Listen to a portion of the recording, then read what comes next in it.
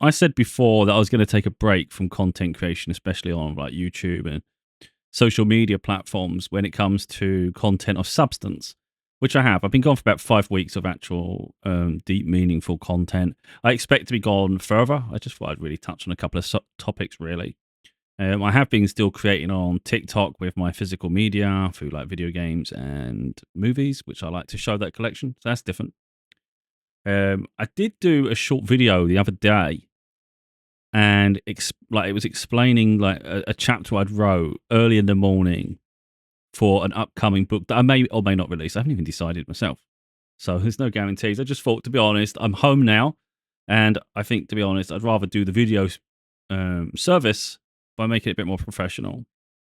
I don't like creating half-assed content, but sometimes when you're in a certain location, you're away from what you would consider professional as it can be.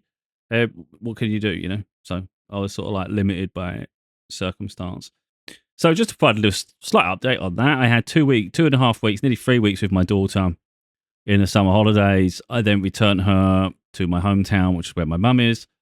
So I was just literally only supposed to be there for a couple of days. I didn't pack a lot. I took what I need, but I was only expected to be there 2 days, turn around and get home. But there's an NHS dentist there, so I can get free healthcare, which is great because I had to sort out a crown had come off, like a root canal that I had. So the crown had come off. It took me a while to finally get around to sorting it. So I sorted it out, thinking I'll do that while I'm down there. It makes sense. And it turned out it's a bigger problem than it was supposed to be, like in terms of the process. So I ended up down there for 2 weeks initially because of that. Then there was issues with my car, so it's like, let's get the car fixed because I know certain garages down there that I trust. And then on top of that, I spent time with my mum. So literally, I had 2 weeks with my mum, 3 weeks with my daughter. Not a bad period of life.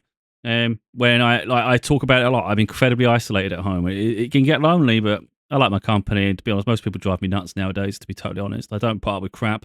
I get fed up when people just shout in general. It's like they start getting louder.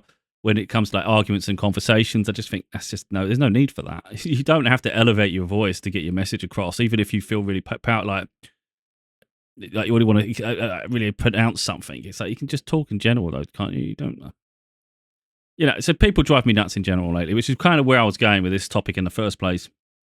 Is this love-hate dynamic I have with social media, and sort of like where I'm placed in general within circumstance, if you like, and which then goes full circle into like my opinion of people in general. This isn't about putting myself on a pedestal. I've just said I don't like people shouting. I don't like the way a lot of society is, and in general, that means the average person just drives me nuts. I can't tolerate it. I can't be bothered. So people will notice that I've lost complete and utter faith in the average person being able to control themselves and articulate their thoughts in a way that's productive and not just for mere statement. Because too many people, they're so projecting of everything. They don't even process emotion. So they literally just say whatever comes to mind with no consideration or care about the consequence of that. So like, I can take people saying things to me because I can put them in their place myself, But at the same time, it's not really fair for those close to it, especially my daughter, for instance, to see like spiteful negative comments. Now you could argue I haven't really had that, but I don't trust people to be controllable, to the point where they're sensible. That's the thing. So I see it in other people's content where you get what I call cretins. They just ruin people's content, and I just don't think there's a need for that. So that's why comments are disabled. It's because I don't have faith in the average person to be able to control themselves and have some sort of like moral compass. That's what I think of the average person. Now, that doesn't mean there's some bright, intelligent people, creative people, people who have compassion. There's incredible people in this world, and it'd be nice if that's what I attract, but there will always be the dipshits, and it's like I don't want to give them a platform. I felt like that for a long time, even before I was creating content, that a lot of the content doesn't need reaction to it. It's like just create the content, and that's what people should absorb. It's not about them projecting after. It's like do what you want in your own spare time away from it. Because effectively, the way I see it is, let's say you have a canvas and you've got someone who's just painted something beautiful. Now, I'm not saying what I do is beautiful or what someone else does is beautiful, but I'm just saying in general, let's say someone's done a piece of art, and that's subjective. It's like anything in life, it's subjective, isn't it? One person might like it, breathtaking, a breath of fresh air. Someone else might take exception to it and absolutely hate it and despise it. Again, it's subjective, it's opinion. Everything's opinion. So you create this work of art, and if you don't give people a chance to shit on it, the people that actually would appreciate it would look at that, and that's all they would see, and they would be able to appreciate it. When someone starts shitting on something, it starts to change the opinion of it, really, before someone's had a chance to absorb it and decide for themselves. So if you don't allow people to shit all over your work, for instance, you allow people to have an open mind and then be able to process it themselves without other people's interpretations. And I think that's far more beneficial and powerful. So on the one hand, you could say it shows an inherent weakness to disable comments and not allow that feedback. But my opinion on that is I'd rather people process it in their own time and not allow dipshits to try to ruin everything. And unfortunately, the way the world is in general, it's like it's corrupt at its core. So anyway, so if we go that way, that's what I think of it in general. So for me, people can see it as a weakness all they want. It's just I don't respect the average person. And that doesn't mean I don't respect everybody, because I've just said there's going to be groups of people who I think are incredible. But the average person's a moron. And that's what I'm saying. So like they'll take exception to this. But again, make your own platform. Don't have to shit on my work. Anyway. I know they come both ways. I thought I'd just explain it the best I possibly could in that sense. I speak a lot. I've got like in terms of like the content, I've done a lot of spiritual stuff, and I get a lot of signs in my own life. For instance, and I was doing tarot while I was at my mum's, and I'm not going to share what I get. It's beautiful for me, but I get fed up sometimes seeing what's to come, and I don't really want a lot of what's to come. To be honest, sometimes it's actually quite beautiful, but I'm like, I'm of two minds, man. I couldn't give a shit. But overall, deep down, couldn't care less. Like, I genuinely, I just like, I create and I move on. I really don't care about fame and recognition and all that shit. And I see that a lot of that is potentially in my future. And it's like, but there's a big part of me that doesn't even want it. Like, I could handle it and all that stuff, you know. But it's like, I don't really seek other people's validation or acceptance or any of that crap. I don't envisage myself changing to fit something either.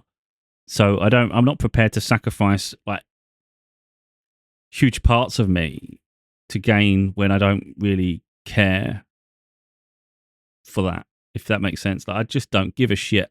So it's like conflicting, because I want to help people. And I know what I do with the right eyes and ears can make an impact, but it's like at the same time, it's like, which then can potentially put you in a spotlight, can't it? But again, I've got this real issue at the moment where I just think I can't be bothered. So the idea, like for instance, there's suggestion that I'd have interviews and all that crap. Right now, I couldn't even give a shit about being interviewed. Most interviewers have an agenda anyway, and it's like, I'm not playing games. I'm not sort of like changing who I am and changing my ideals just to fit a storyline. Don't want to do that crap.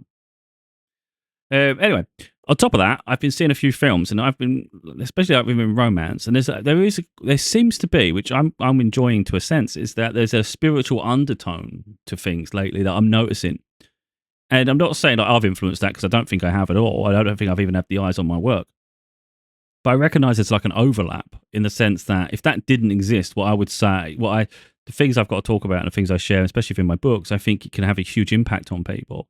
But I'm recognising that other mediums, like for instance through acting and storytelling and that way, through movies, it's sort of showing that bit by bit. So then it makes me look and go, well, actually, my work is done. And again, not that I've done it, but my work is done in the sense that, do I even need to go there? You know, so like I said, I've got these multiple books that I'm working on. I've got 3 books. One of them is spiritual. And it's like, I love some of the chapters that I've already done and what I'm working on. But at the same time, I'm like, does it need to be released? I don't know.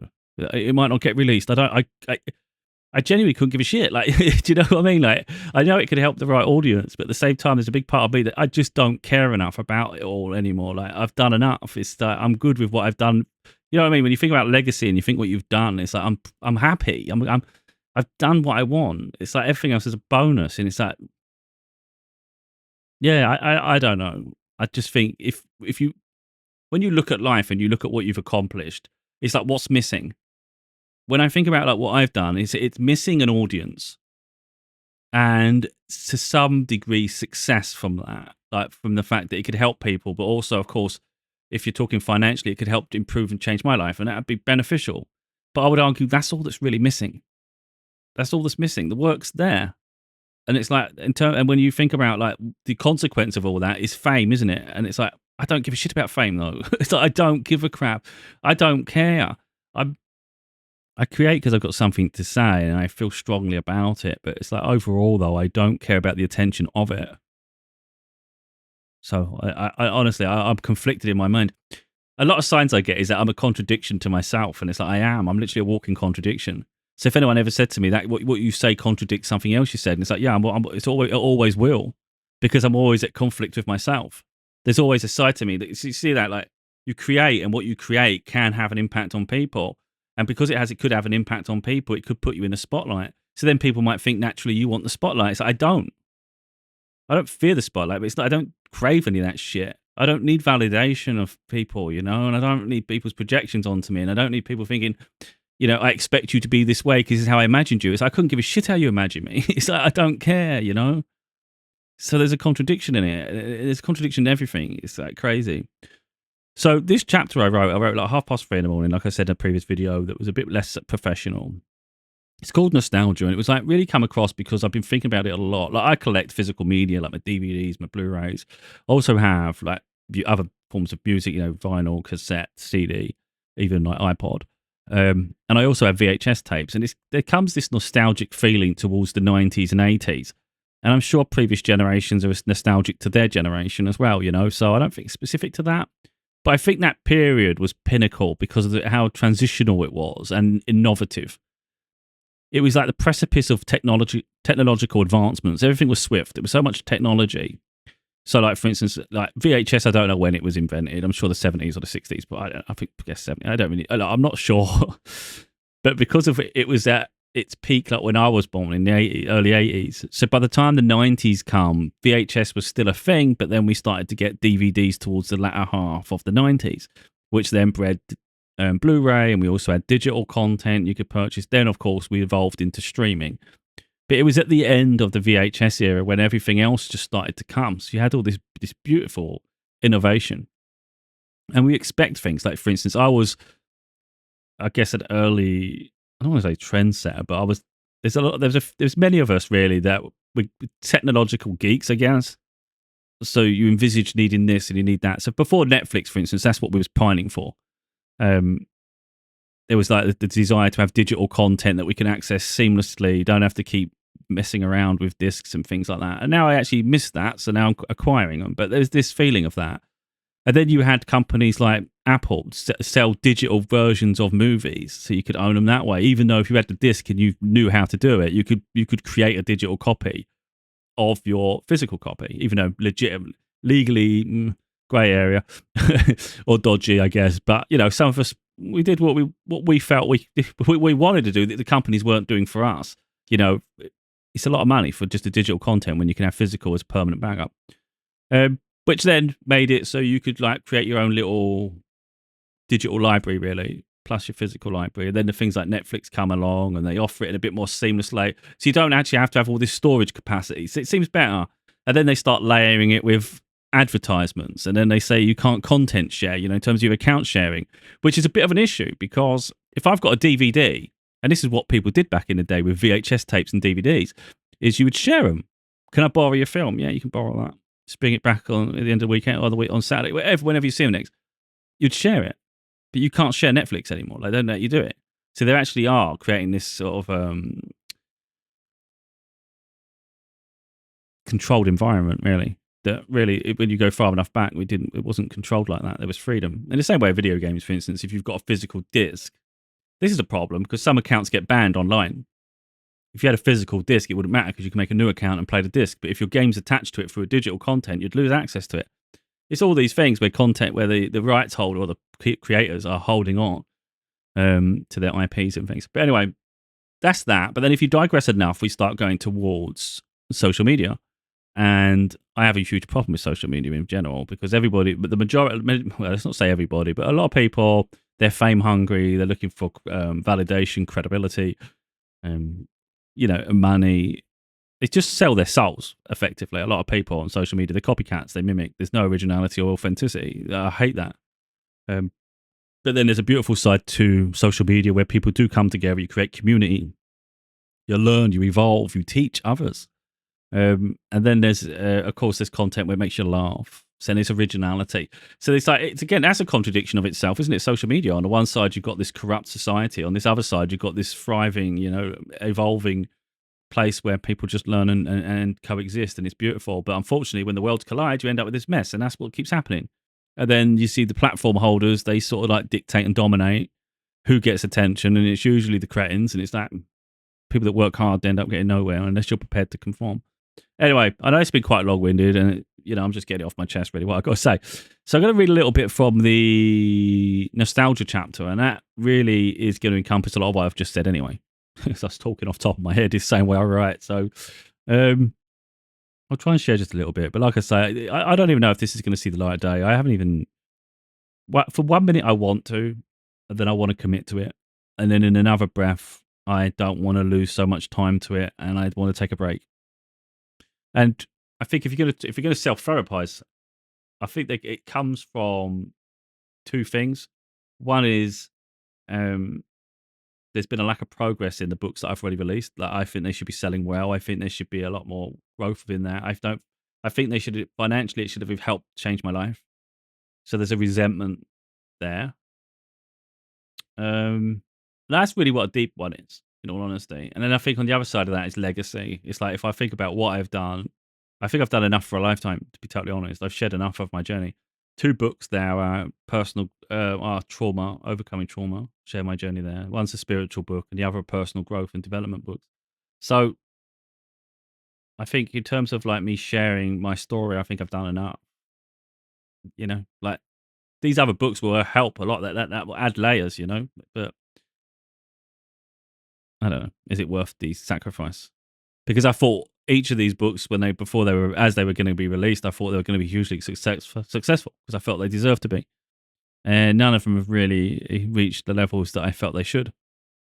So it almost comes down to a bit like, I feel like I've contributed enough to the world, and the universe watches, and I don't think I've been treated properly.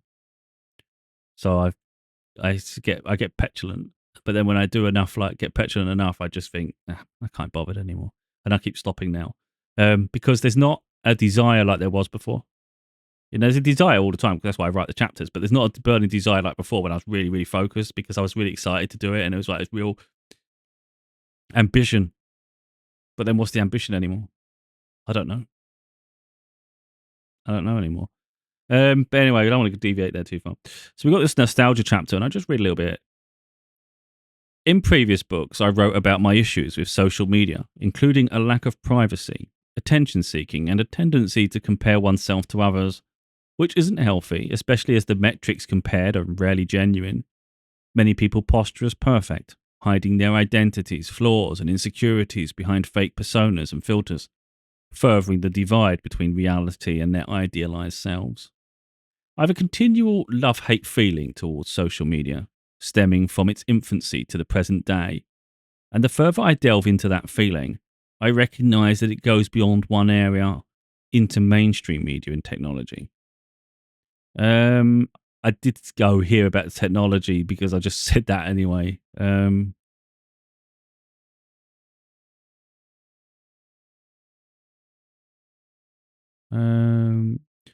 So technology evolves, but business models rarely favor users. So there's an inherent naivety from people favoring and even advocating for specific companies and brands.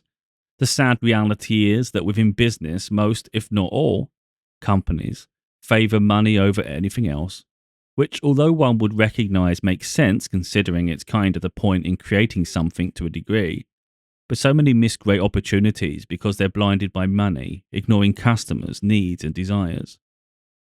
I did say a little bit there that I think would help, but I'm not going to give that away for free, like I said before.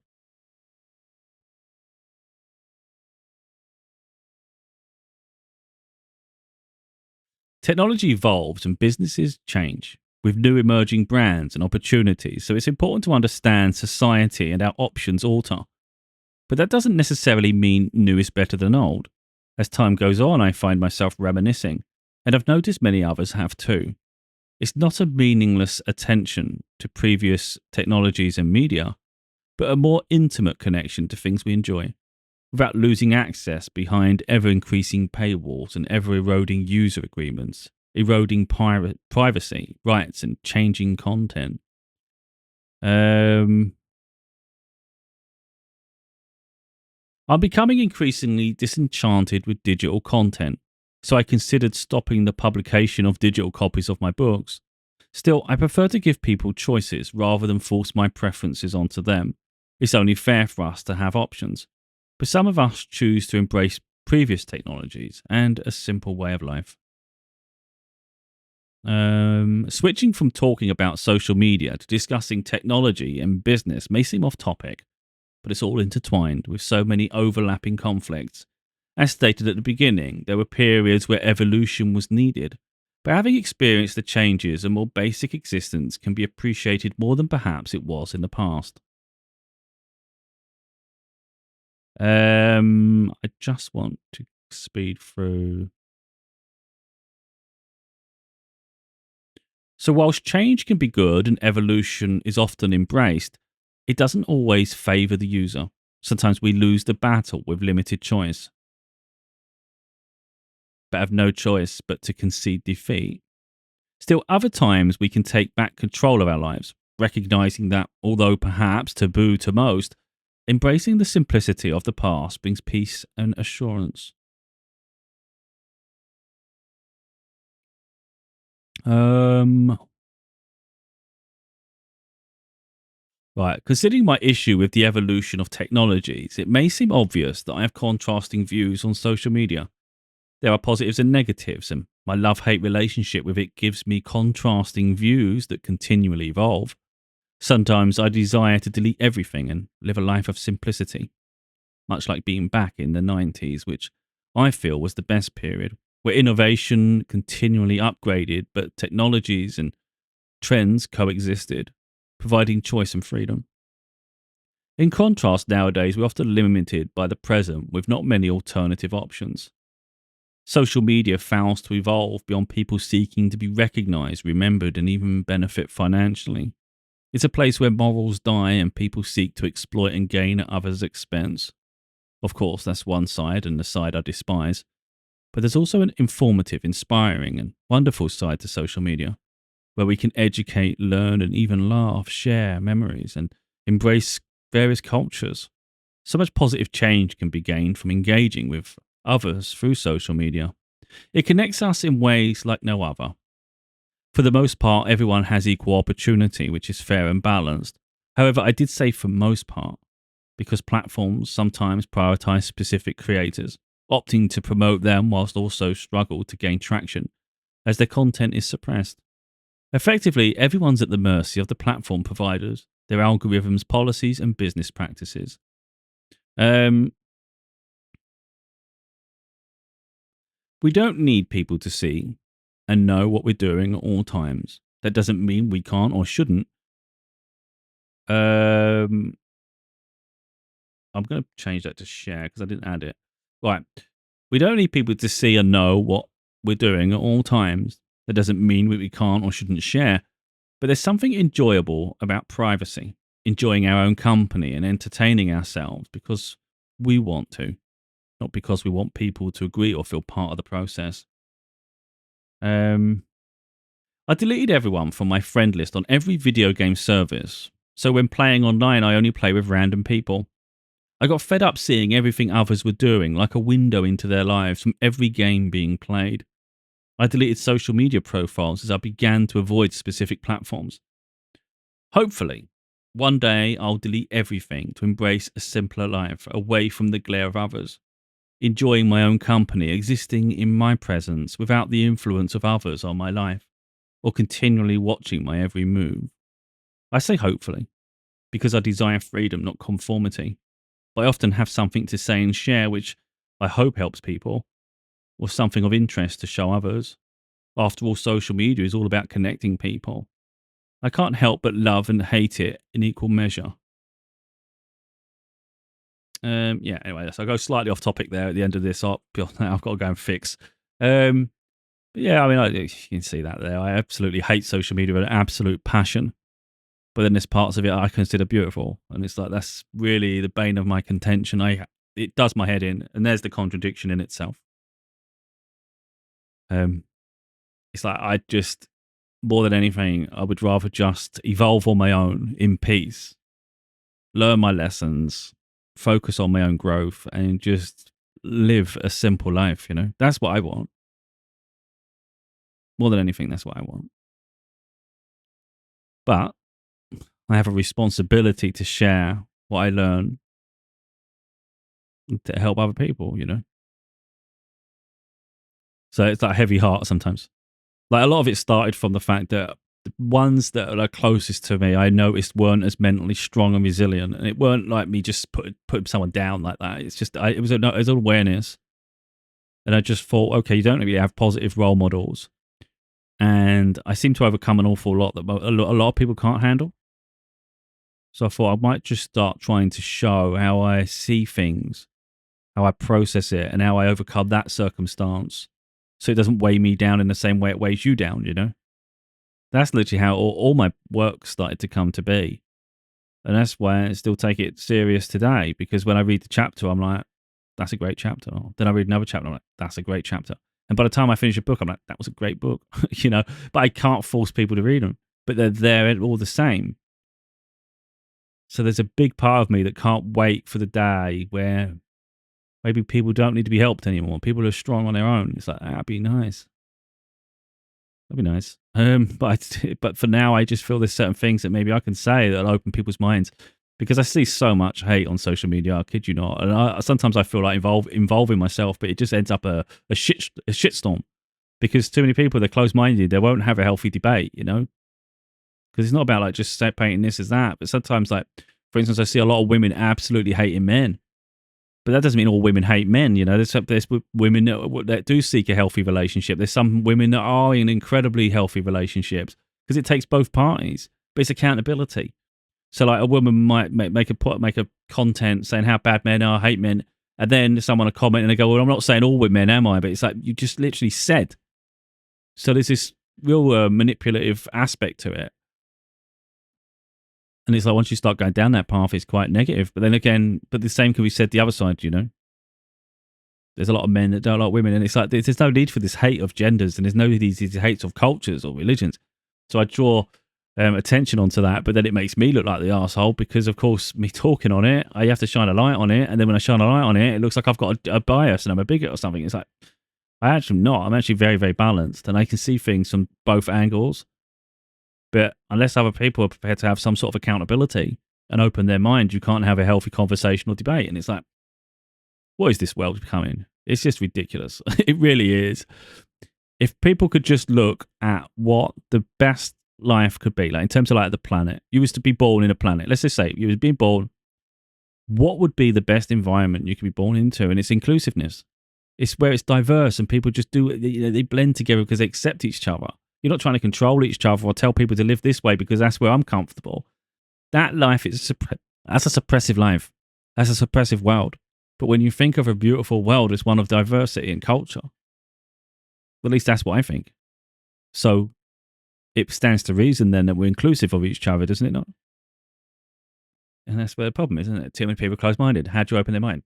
Just talk about things, but you have to do it in a way that maybe it forces people to listen for a bit, because some people are just so arrogant, you know, and they're contained in their own freaking misery that they won't allow themselves to see another perspective.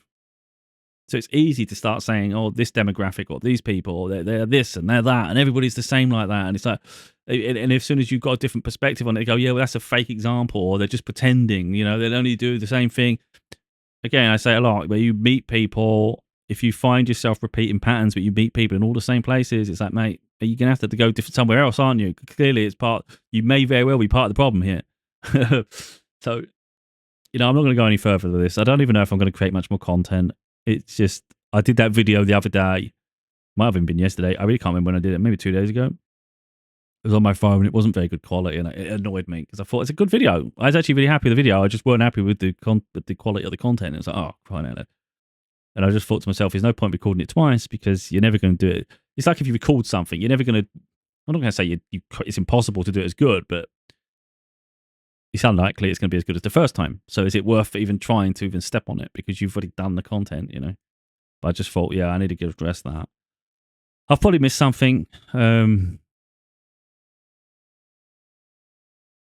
Yeah, at the moment in my life, I'm just trying to figure out why I'm not happy in general. Find out why, like trying to pinpoint the reason because there's so many things, and it's like I'm not like miserable. It's just I'm just trying to think why I'm not like thriving and really, really happy because it's like if you think about it, like I've been single for a long time, like 8 years, and it does get lonely. But then at the same time, I'm like I have my freedom. I don't have to answer to anyone. I can do what I want when I want. It's like I have all the hours in a day to myself.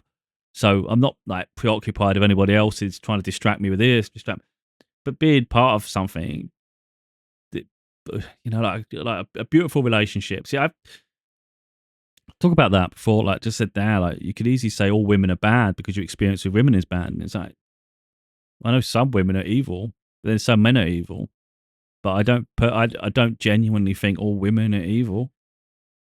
So I think sometimes you've got to raise your standard, which means you have to grow, you have to evolve, you have to be able to handle and even attract someone of a higher caliber. And that's what I think. So yeah, someone who is compatible, I have no doubt would elevate my life. It make me, I'm not saying make me, but I think it would help open me to other experiences. I maybe wouldn't put so much time into certain things. And it's like, wouldn't see it as a distraction. I wouldn't see it as an annoyance. It would be more of an evolution. So I can see the beauty in it. But with the wrong person, it's an absolute headache, isn't it? It's like, I'm not ready for that. I don't want a headache. So like I say there, while you think about why you're not happy, it's like, so usually what you're missing is what you think is the solution, but it's not necessarily the solution because a relationship isn't definitely the answer. It's just, it could be a distraction, which is good in short bursts, but is it long term the thing you're missing? I don't know. With me personally, I don't know. I know I want to be thriving financially. I'm not saying it has to be wealth, rich, but it has to be a level where I'm sustainable, and you know you can have some nice things in the world. Again, it doesn't have to be material, but the ability to travel, the ability just to enjoy things. Not really, you have to sort of like weigh up the consequences all the time. It'd be nice to have a level of freedom. Well, I say the word there. I think that's really what I crave the most. I think that's what it is. Like, I'm not saying one way or another relationship, you know, I could do another 10 years single or whatever. You know, I don't need someone to sort of like make me feel valid. So I don't need that. But I'm open to the right situation. But I think overall, I'm seeking freedom. And I think that's exactly what it is. I'm fighting for my freedom every day. And it's what I want the most. That's something, isn't it? There you go. I've just self-therapized myself. Hence why I'm always contradicting. Well, I want to create, but I don't want to create. But I do want to create, but I don't want to create. I don't want to be put in a box like pigeonholed as this or pigeonholed as that. And I don't want to lose all my life to doing that when I've got other things I want to accomplish in life and I want to experience and I want to see the world and there's things I want to do. But there's another side that knows to have that level of freedom requires the work that I do to get recognized and noticed to allow me the platform and the finances to be able to do. So it's this huge evolving, just constant freaking battle internally. Just wondering when the hell does this puzzle come together because it's annoying. It seems to be every time I put a puzzle piece on to the puzzle, another piece falls off. So I'm just never getting anywhere. It's like it's a waste of time. It's like this one's always going to knock that one out like freaking negative magnets. We just keep doing this shit and they keep bouncing everywhere until things work out. I don't know. Anyway, I don't expect anyone to watch this because if anyone see my content, you know, I'll get 3 views on that, 5 on that, 2 on that, 0, 0, 0, 1, 5, 2, 3, 5, 1, 0, 0, 0, 0. So this is effectively just like every other video that I've done, and I've got about 500 and something. This is effectively, which is ridiculous, me talking to myself. That's all it is, isn't it? And it's ridiculous. And I always feel like I'm talking to someone who could genuinely do with something that I've got to say for once. You know, it's like, I'm not saying like my voice or my words are more significant than someone else, but I do feel that certain people need to hear from certain people. So it's like you might hear something from someone else. It just doesn't hit right. You might hear something from me and it connects because I was the one supposed to deliver that message to that person. In the same way that I receive information, I might hear it from someone else and go, "Oh, God, they do my head in," and I might hear it from someone else and go, "I like the way they deliver that. I get it. That's nice," and that's the thing.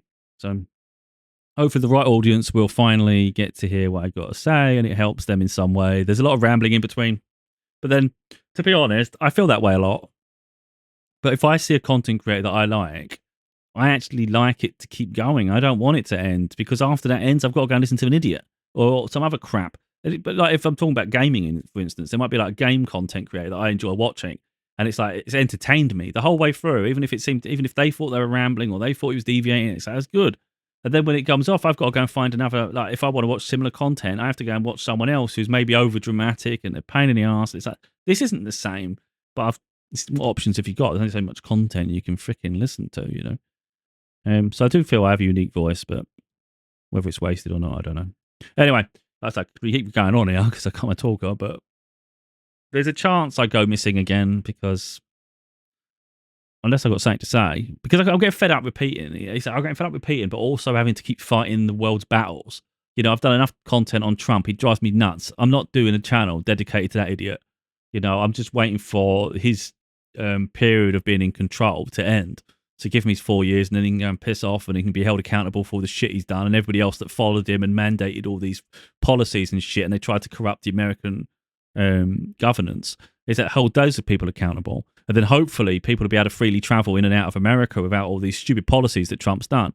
But in the interim, I don't intend to keep fighting against that idiot. I'd rather spend my time just enjoying myself than waste my time dealing with a bumbling moron. So yeah, I could do a lot of content on here to do with politics, but I don't really want to go there, to be honest. It's a minefield of shit. Politics is shady as hell. And I don't really like it. I find it entertaining in watching, if you like, to see the chaos that goes on. But overall, it's very shady.